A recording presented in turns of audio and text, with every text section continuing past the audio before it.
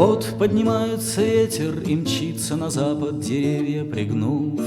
Молния блещет с высот, и неслыханный гром сотрясает тюрьму. Это еще не успех и, конечно, совсем никакой не триумф.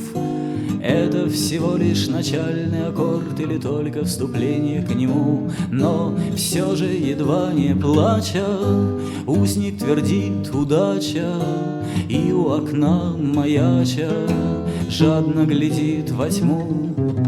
Медленно, медленно, с болью, но все же сползает с очей пелена. Нехотя голос пальбы уступает высокому тону планет. Это пока никакой не покой, это все еще та же война. И неизвестно, на чьей стороне перевес, на своей или нет. Но вдруг, ослабев от бреда, кто-то кричит «Победа!»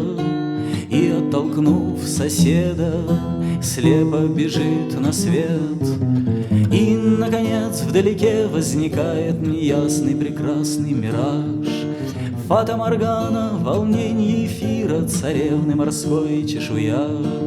Ах, это сладкое небыль, себе не возьмешь и другим не отдашь. Просто причуда пространства, нелепая шутка, неведомо чья. Но без маяка, без брода, жарко шепча свобода, некая часть народа тянется в те края, а вместе с ними